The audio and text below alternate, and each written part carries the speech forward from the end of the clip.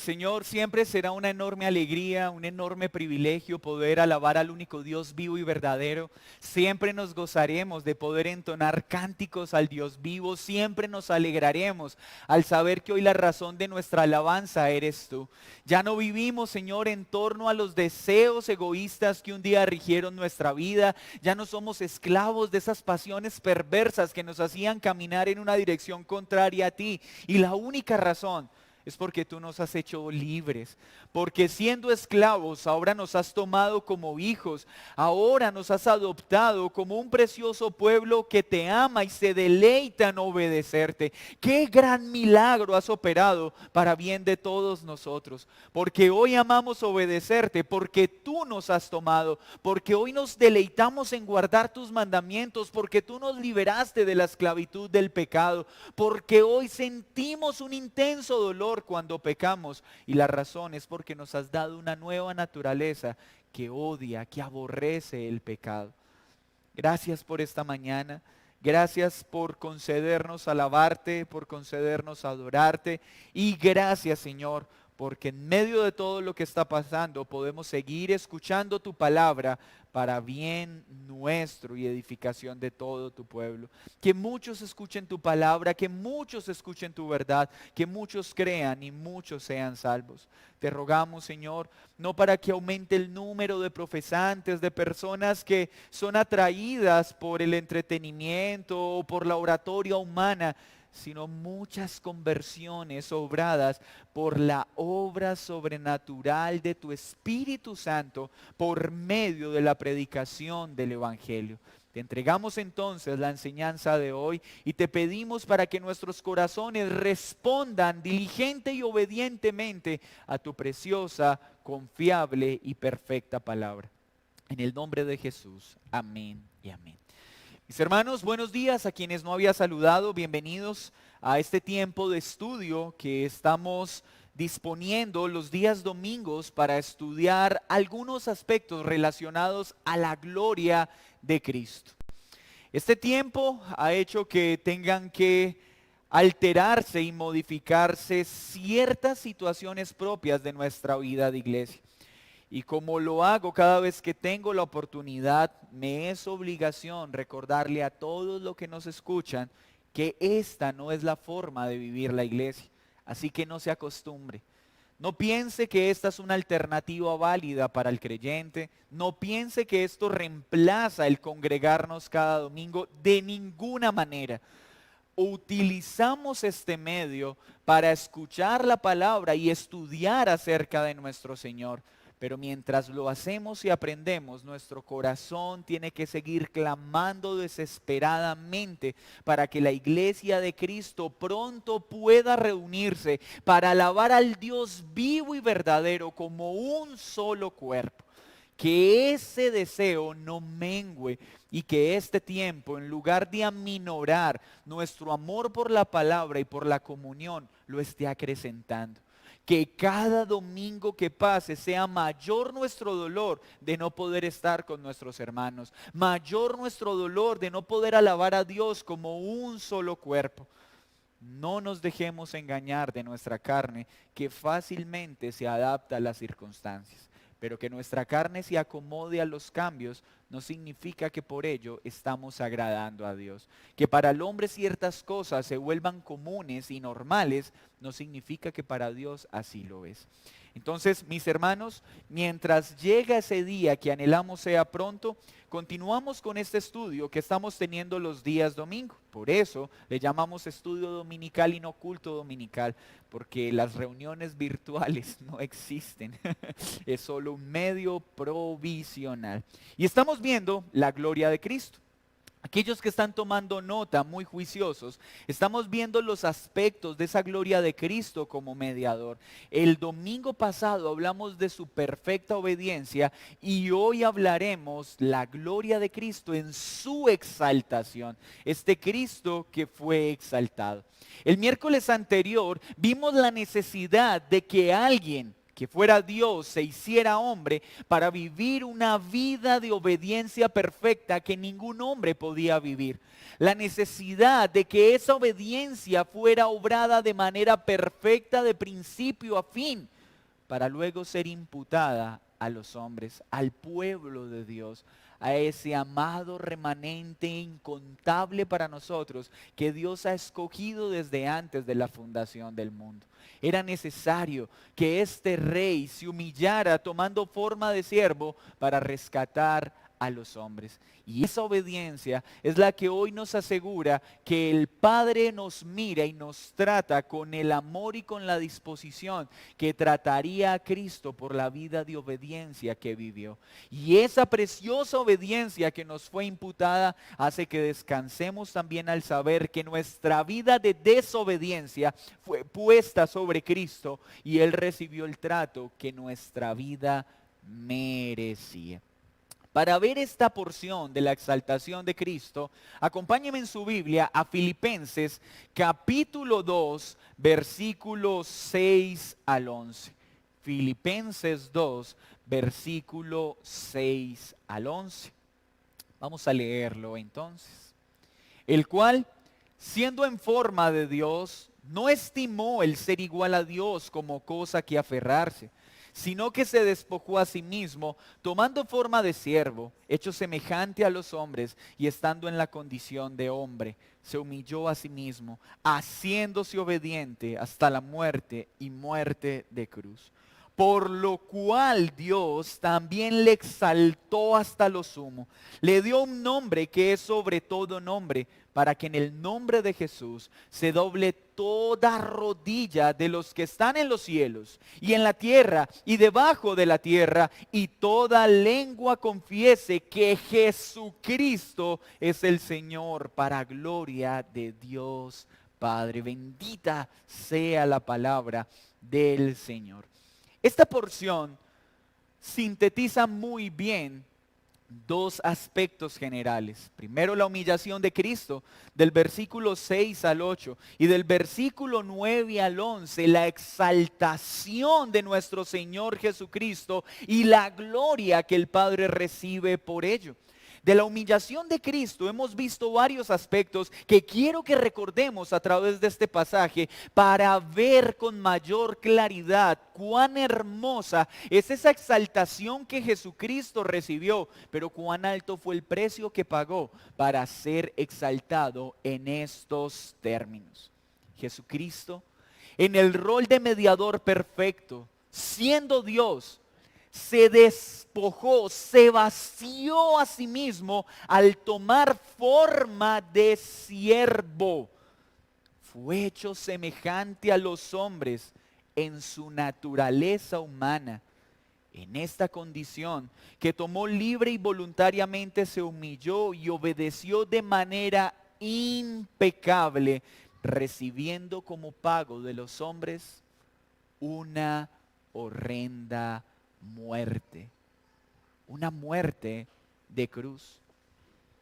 Es increíble que después de lo que Dios hizo, Padre, Hijo y Espíritu Santo determinaron para salvación de los hombres, aquellos que vinieron a ser salvos le despreciaron, le humillaron, lo escupieron, lo golpearon, lo maltrataron. Ese fue el pago que le dieron por la preciosa y perfecta obra que vino a efectuar en favor de los pecadores. Pero el pago que Dios daría a esta obra sería totalmente distinto al que entregaron los hombres.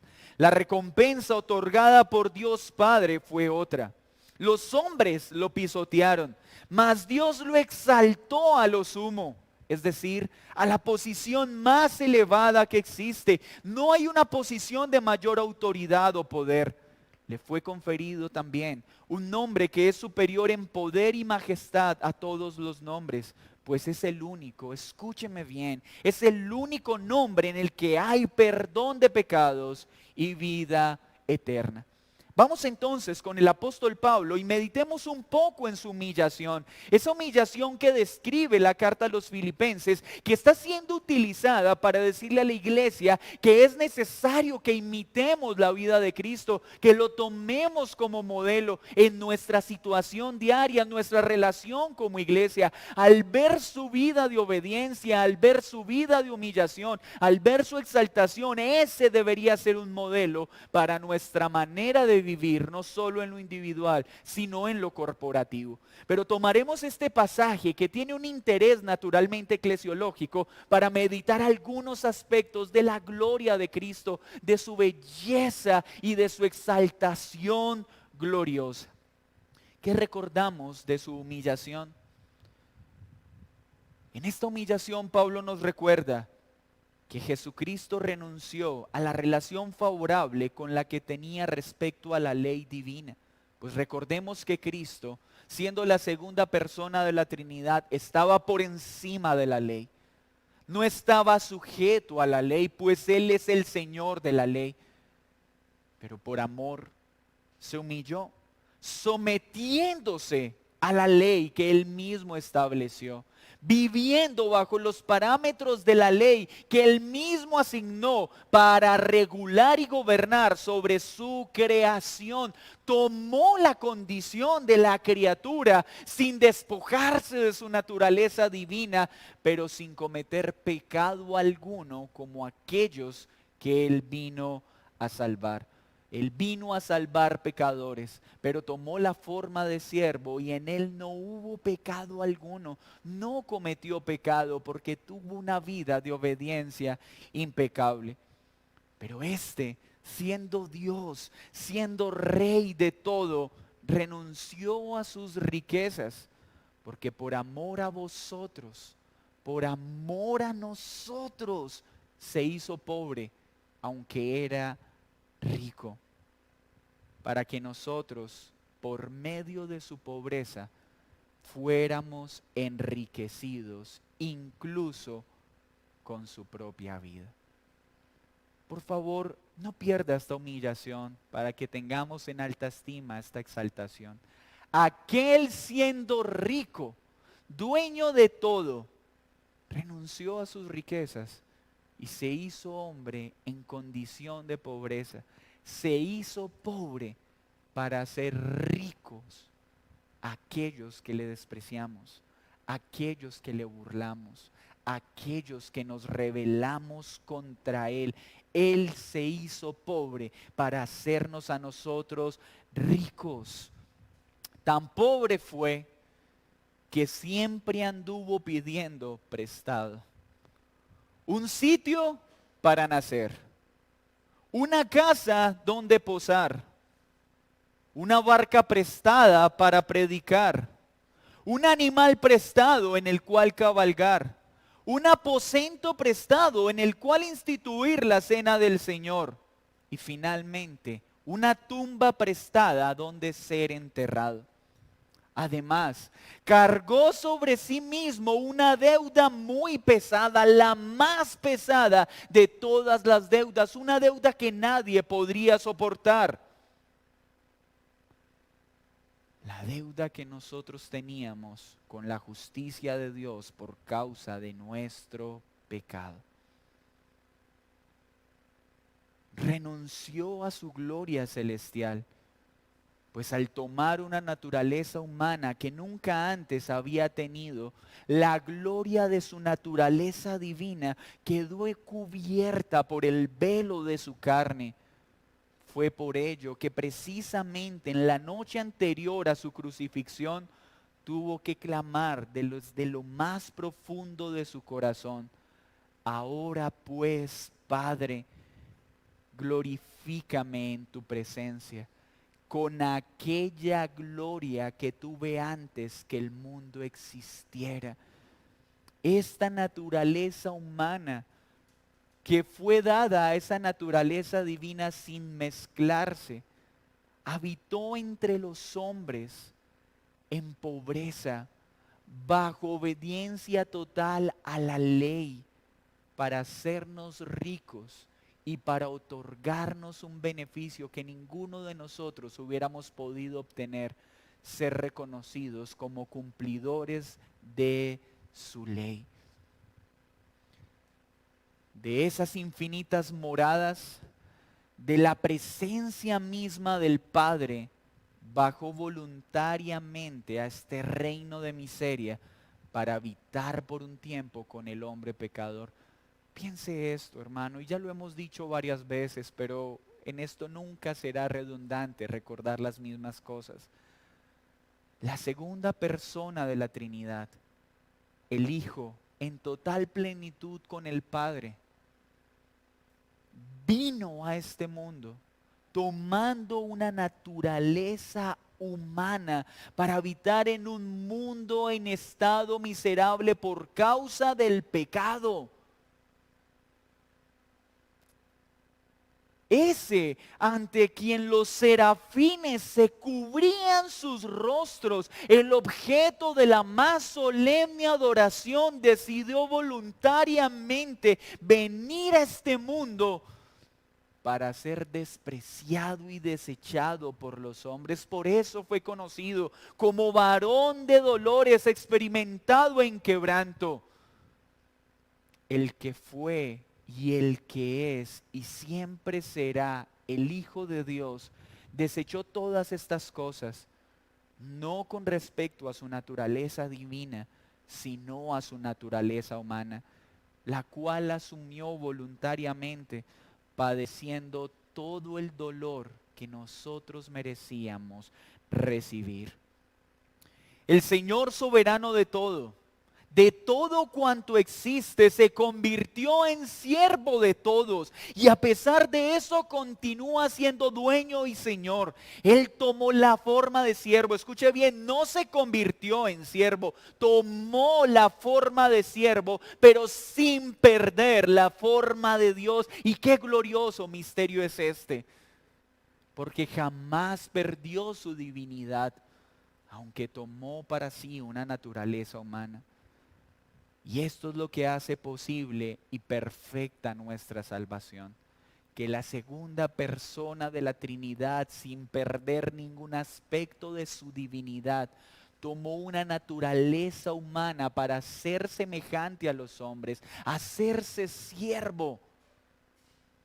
Y la recompensa que recibió de los hombres fue desprecio, humillación y muerte. Este Señor, el Kyrios del universo, no vino a ser servido, sino a servir durante su vida. En rescate de muchos dio su vida. Tomó un recipiente para lavar los pies de viles pecadores a quienes llamó discípulos. Un siervo que con su ejemplo enseñó la forma correcta en la que debemos servir. Jamás hubo un siervo que realizara su labor con tan inmutable lealtad. La persona de Cristo, por ese acto de humillación, ahora tiene dos naturalezas, la humana y la divina. Pues ante este acto de amor, la naturaleza divina tomó una naturaleza humana sin mezclarse y convivirá con ella por toda la eternidad. ¡Qué gran acto de amor! ¡Qué muestra de amor!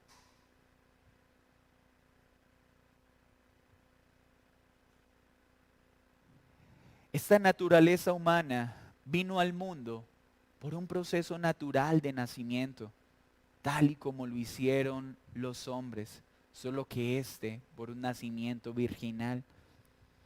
Los seres humanos fueron envueltos en pañales, Él también.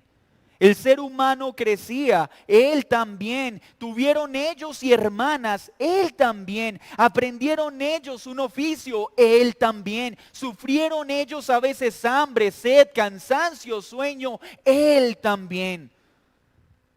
El hombre se entristece y se enoja, Él también, pero sin pecar. El ser humano llora a veces, Él también lloró. El ser humano se regocija, Él también se regocijó. Pero fue impecable, obedeció perfectamente. ¿Y cuál fue la paga que le dieron los hombres? humillación y muerte de cruz, la más horrenda muerte que un asesino recibía. Pero estamos hablando de la más horrenda muerte ejercida sobre un inocente sin pecado a través de un juicio totalmente injusto. Pero la paga del hombre dista de la paga de Dios Padre, pues Dios Padre, ¿qué hizo? Lo exaltó. El ser humano miró esta perfecta vida de obediencia, en lugar de mirarla con amor y con gratitud, decidió tratar a este perfecto Mesías prometido como el peor de los canallas, como el peor de los delincuentes, siendo inocente, puro y sin mancha. ¿Y por qué lo hizo? Por amor. Pero veamos cuál fue la recompensa que recibió del Padre. Dice Pablo que su exaltación. Y esta exaltación lo puso en el lugar más excelso de gloria. Mire lo que dice el versículo 9 en el capítulo 2 de Filipenses. Por lo cual Dios también le exaltó hasta lo sumo y le dio un nombre que es sobre todo nombre. El premio glorioso que Cristo recibió se describe en estas palabras. Por lo cual Dios lo exaltó hasta lo sumo.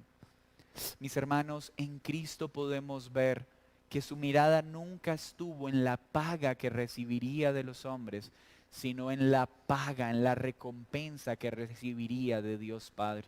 ¿Cuánto necesitamos nosotros vivir esta caminar de Cristo, no limitados o afligidos por la paga de los hombres, sino por la gloriosa recompensa que tenemos en Cristo Jesús? En Cristo vemos que el hombre paga y paga mal. El único que paga como debe ser es Dios, de una manera justa que supera cualquier medida de bondad que podríamos encontrar en medio de este mundo.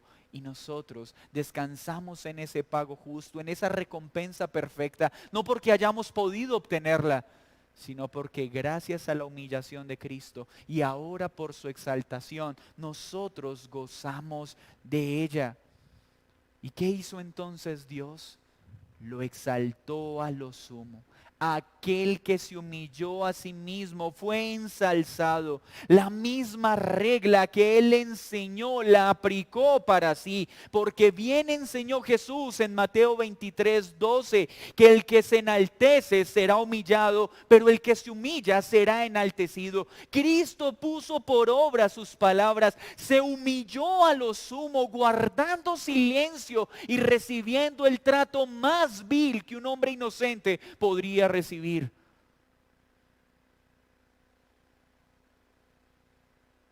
Pero fue exaltado porque el que se humilla será enaltecido.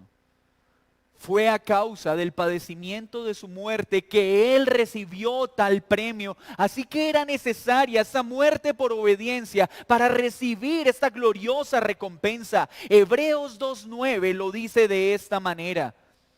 Pero veremos a aquel que fue hecho un poco menor que los ángeles, a Jesús, coronado de gloria y de honra a causa del padecimiento de su muerte. A causa del padecimiento de su muerte fue coronado de gloria y de honra.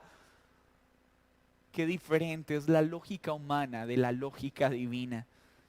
En este pasaje el apóstol Pablo utilizó un verbo que no aparece en ninguna otra parte del Nuevo Testamento para explicar la superexaltación de Cristo. Dios Padre enalteció a su Hijo a lo sumo de una forma trascendentalmente gloriosa que no ha operado en ningún otro ser. A nadie más se le aplica este término en el Nuevo Testamento, porque solo Él ocupa esta posición de gloria. Lo levantó hasta la altura más excelsa. No hay una posición de gloria mayor que esta. Y está ocupada ¿por quién? Por Jesucristo, aquel que se humilló, aquel que nos amó con un amor perfecto, inmutable, aquel que obedeció de manera perfecta. Está ocupada por el profeta perfecto, por el sacerdote perfecto, por el rey perfecto, por el mediador perfecto. Y nadie más podrá ocupar esta posición, ni nadie podrá quitarlo de esta posición. Este mediador llamado Jesucristo traspasó los cielos, fue hecho más sublime que los cielos, subió por encima de todos los cielos. Esta superexaltación significa que recibió un lugar de honor y majestad, porque está sentado a la diestra de Dios Padre. Mire lo que dice Marcos 16, 19. Y el Señor, después que le habló, fue recibido arriba en el cielo y se sentó a la diestra de Dios.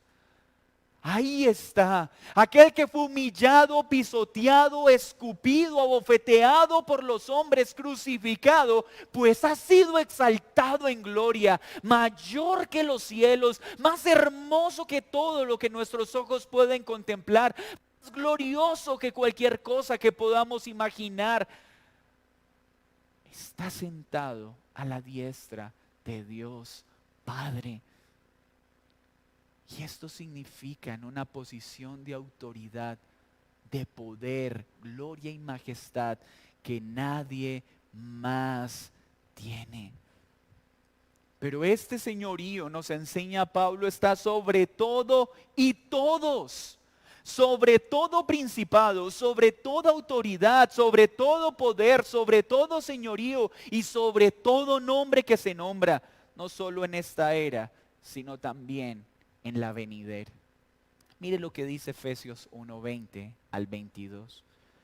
La cual operó en Cristo, resucitándole de los muertos y sentándole a su diestra en los lugares celestiales, sobre todo principado y autoridad y poder y señorío, sobre todo nombre que se nombra, no solo en este siglo, sino también en el venidero. Y sometió todas las cosas bajo sus pies. Aquel que fue humillado, despreciado por los hombres, fue exaltado por Dios, está sentado a la diestra de Dios Padre, ejerciendo señorío soberano sobre toda potestad y sobre toda autoridad. ¿Cuánto consuelo trae este título? ¿Cuánto consuelo trae la posición de gloria en la que está Cristo? En este tiempo de pandemia en el que nos encontramos, en lugar de esperar que los gobernantes rijan adecuadamente en medio de este caos, aunque oramos por ello, descansamos en que el gobierno soberano ya está siendo ejercido por Jesucristo, aunque nuestra lógica no lo entienda. Pues Él está gobernando soberana, perfecta y sabiamente sobre todo lo que está sucediendo. Y en ello descansamos, porque todo está bajo su autoridad, bajo su perfecto dominio. Todo está bajo sus regulaciones y bajo sus restricciones. Hasta nuestros enemigos están bajo sus pies. Aquellos que creyeron poder vencerlo han sido puestos bajo sus pies, bajo su perfecta autoridad. Pues éste fue resucitado, ascendido y coronado. Hendrickson escribió algo maravilloso. Aquel que fue pobre volvió a ser rico. Aquel que fue desechado volvió a ser aceptado. Aquel que aprendió la obediencia se hizo cargo del poder y la autoridad que le fueron confiados. Habiendo consumado y manifestado su triunfo sobre sus enemigos por medio de su muerte, resurrección y ascensión, ahora lleva en sus manos como rey las riendas del universo. Esa es la imagen que tiene que estar en nuestra mente. Aquel que fue humillado ahora reina con poder y tiene las riendas del universo entero. No hay una sola partícula que se mueva fuera de su voluntad. No habrán gobernantes, aunque todos los gobernantes se unan contra él. No podrán afectar en lo más mínimo ni uno de sus decretos, porque Él tiene las riendas del universo, Él tiene las riendas de nuestras vidas.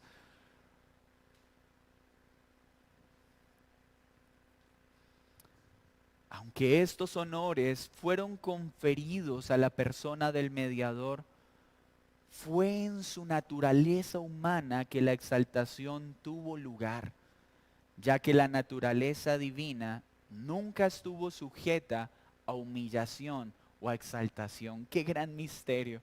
Por eso es tan importante estudiar estos temas, mis hermanos. Porque la naturaleza humana fue humillada y fue exaltada, pero la naturaleza divina nunca ha sido humillada ni ha necesitado exaltación. Pero estas dos naturalezas conviven perfectamente en una sola persona, en la persona de Jesús, sin que la humanidad sea transformada por la divinidad y sin que la divinidad sea transformada por la humanidad. Totalmente Dios y totalmente hombre, pero en su naturaleza. Ahora estamos viendo esa exaltación de la naturaleza humana y reconocemos su señorío y poder. ¿Quiere decir esto que antes Cristo no tuvo tal poder y autoridad? No, mis hermanos. Lo que estamos diciendo es que en su naturaleza humana ahora ha recibido un poder y una autoridad en el cual su iglesia descansa y se soporta. Pues Dios siempre ha gobernado y siempre gobernará. Que no se atreva a pasar por nuestra mente una pequeña idea de que hubo algún momento en medio de la creación un vacío de gobierno mientras Jesús se hacía hombre. Nunca ha pasado eso ni pasará. Porque aunque Jesús se hizo hombre y tomó naturaleza humana, la divinidad sigue gobernando y operando perfectamente en todo lo que existe. Qué gran misterio, pero qué gran consuelo y descanso saber que este mundo nunca ha estado solo, sin el poder y la autoridad perfecta de un Dios soberano.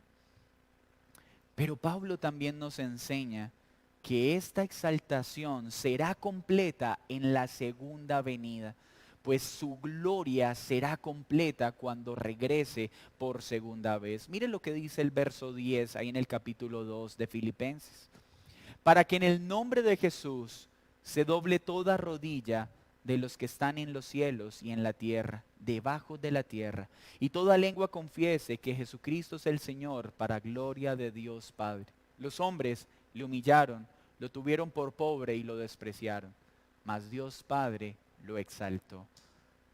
Tiene las riendas del mundo entero, pero acá nos da una noticia de su exaltación y de su segunda venida. Ante este nombre, toda rodilla se doblará y toda lengua confesará, toda. No dice algunos, no dice muchos, dice todos. Cristo volverá en gloria y anhelamos para que esto sea pronto. Será adorado por todos los seres inteligentes creados en todas las partes del universo. Pero observe esto. Mientras los ángeles y los redimidos lo harán con gozo, pues estarán felices del regreso glorioso del Mesías, los condenados lo harán con tristeza y llenos de remordimiento, pero sin arrepentimiento. Qué impresionante esta escena.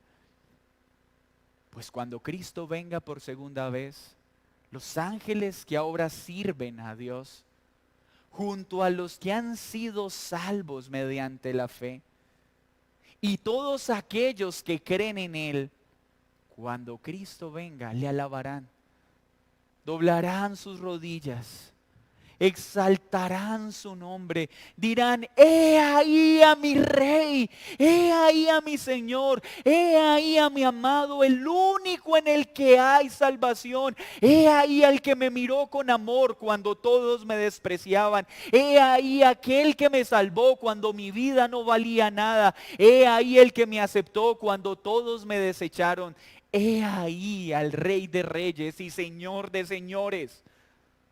Y los ángeles se alegrarán.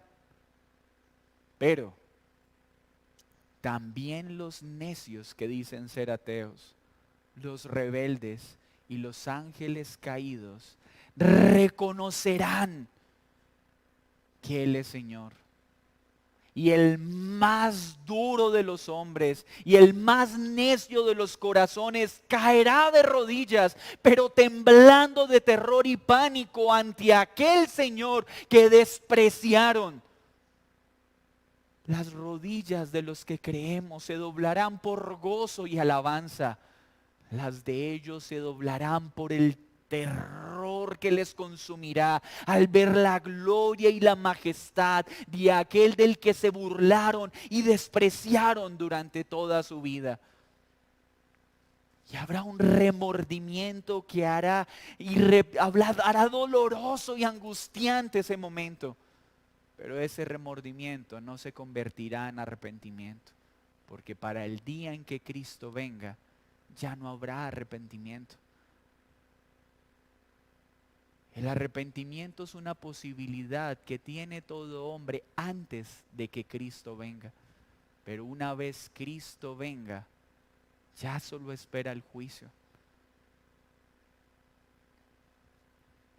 Observemos entonces quiénes son esos seres inteligentes.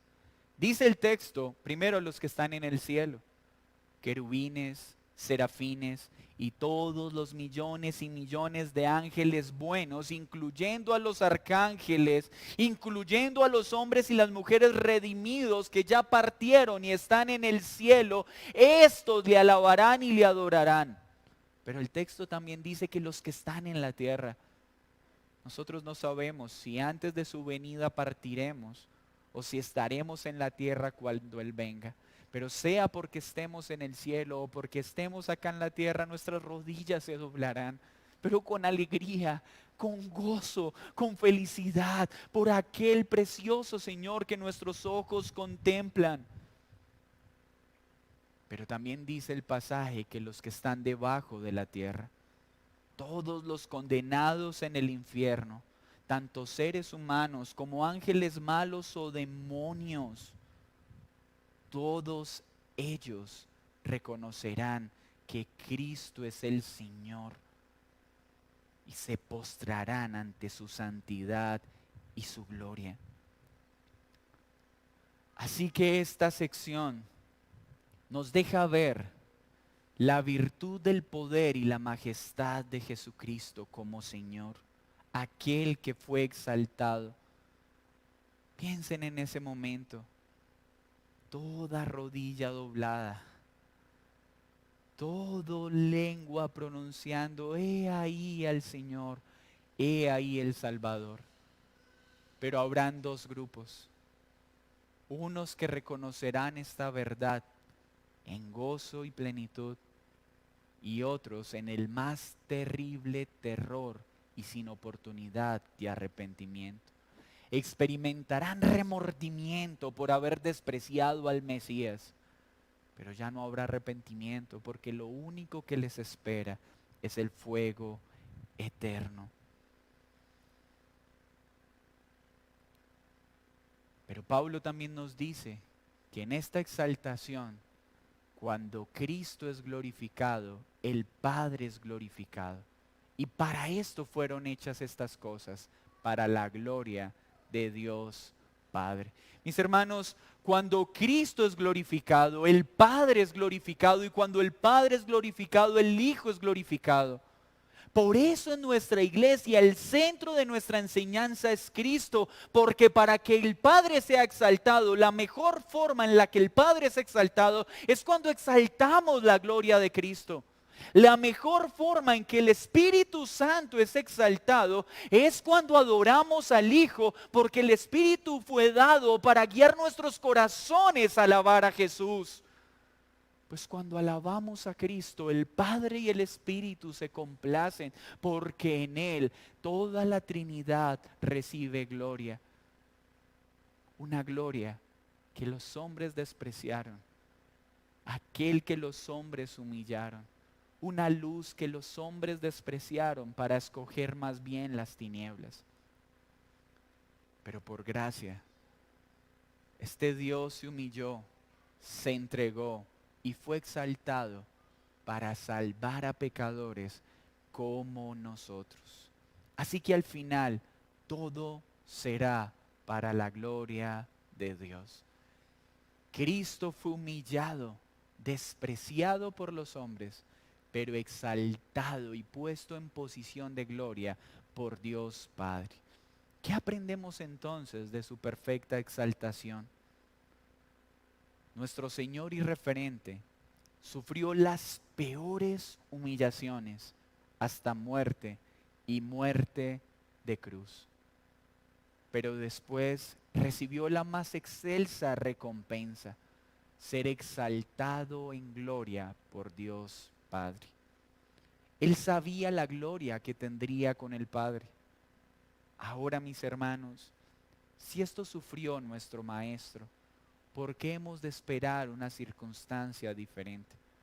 ¿Por qué aún nos asusta cuando somos humillados, cuando somos despreciados, cuando somos maltratados? ¿Por qué esto nos produce aún asombro? Pues si Él fue humillado y vituperado por los hombres, pues nosotros ¿por qué esperamos un trato diferente? Él fue exaltado en gloria por Dios.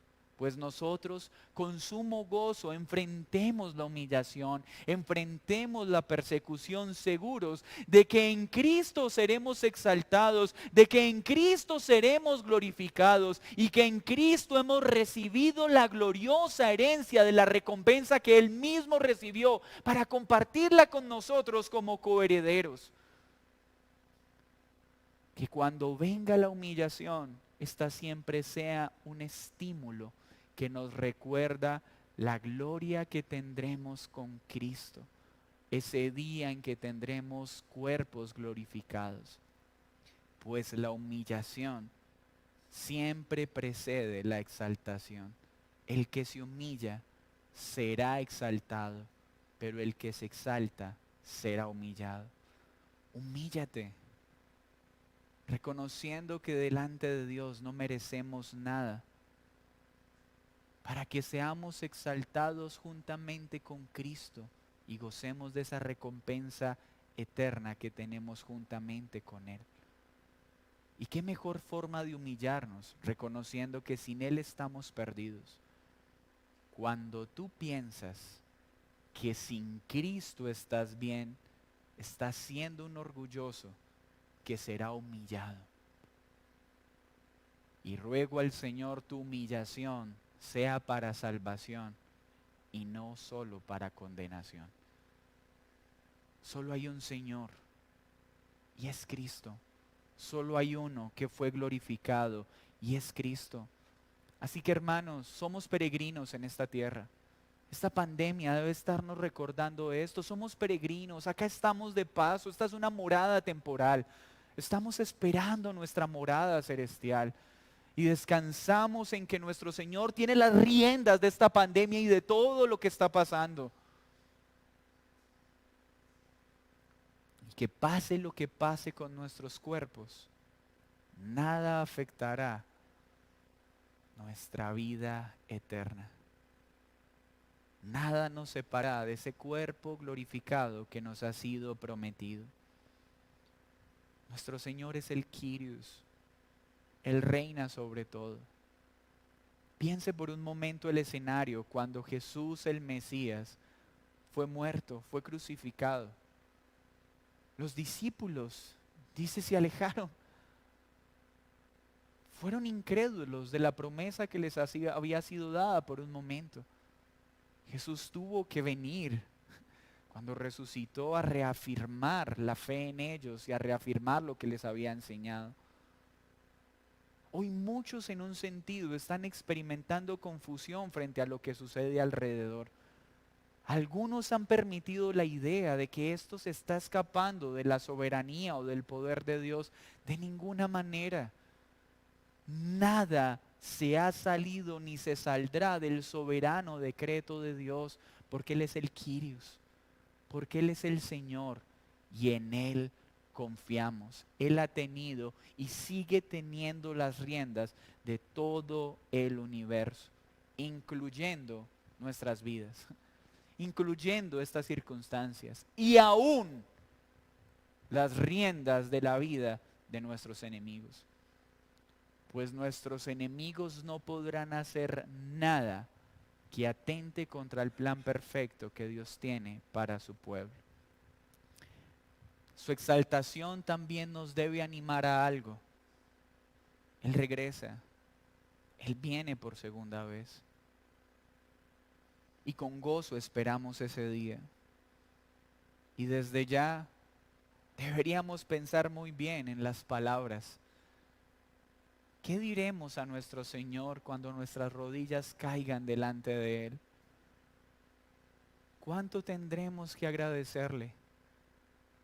¿Cuánto necesitaremos recordar estas enseñanzas para decirle, he aquí, mi amado, te he estado esperando,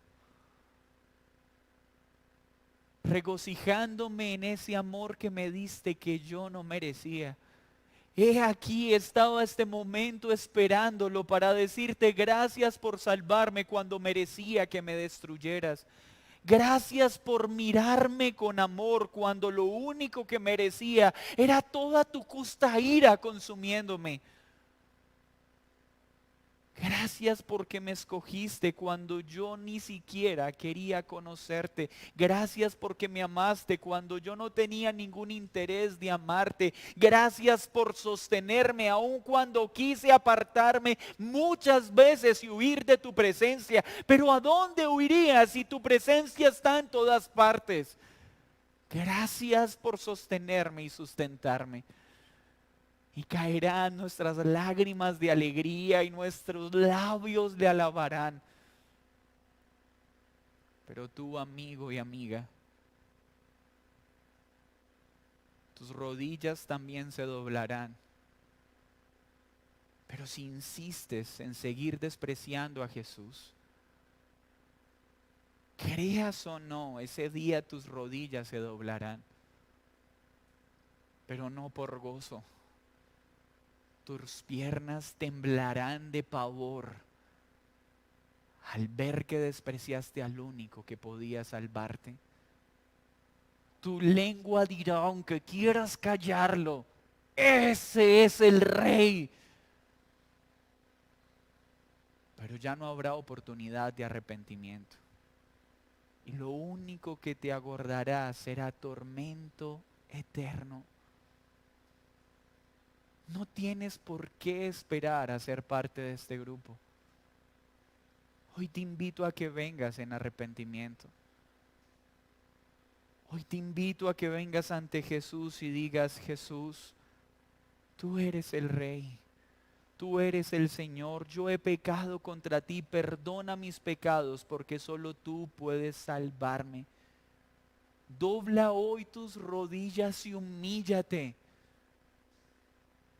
No esperes ese día temible donde ya no habrá oportunidad de salvación. El día de salvación es hoy. Así que, iglesia, nos alegramos porque ha sido exaltado. Nos reímos al ver que Satanás pensó vencer cuando en realidad fue vencido. Nos alegramos al ver que nuestros enemigos pensaron obtener victoria y más bien fueron humillados en público y despojados de todo su poder. Nos alegramos de que el rico se hizo pobre para que pobres pecadores como nosotros seamos hechos ricos con las recompensas eternas. Nos alegramos de que el justo fue tratado como injusto, para que injustos como nosotros seamos tratados como el justo. Gloriosa exaltación, pero qué alto precio, una terrible humillación, para salvar a pecadores como tú y como yo. Pero al final todo esto tiene un solo propósito: la gloria de Dios. La gloria de Dios. Por eso miramos la gloria de Cristo. Oremos. Señor, tú fuiste exaltado y reinas con poder.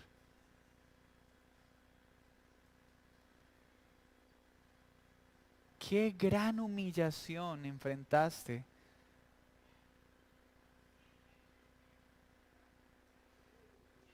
para salvarnos y darnos vida eterna.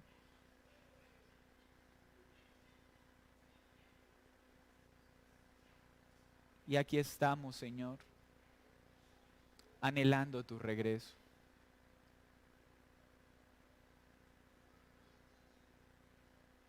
Pero también te rogamos para que muchos crean.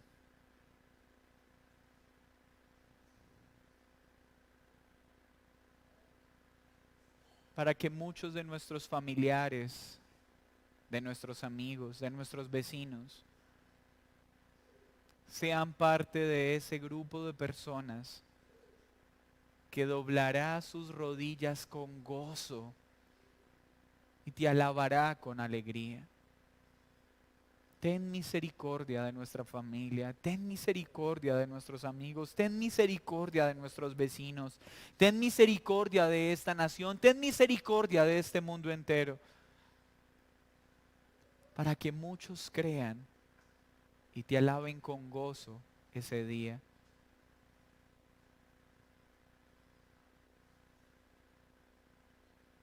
Gracias, Señor, porque no esperamos tu regreso con terror, sino con alegría y gozo. No por lo que hemos hecho, no por las vidas que hemos llevado, sino por la vida que Jesucristo llevó. En el nombre de Jesús, amén y amén. Mis hermanos, una muy feliz semana. Estemos atentos a los mensajes que les envío. Esperamos pronto poder comunicarles muy buenas noticias con respecto a las posibilidades de reunirnos. Y estemos orando para que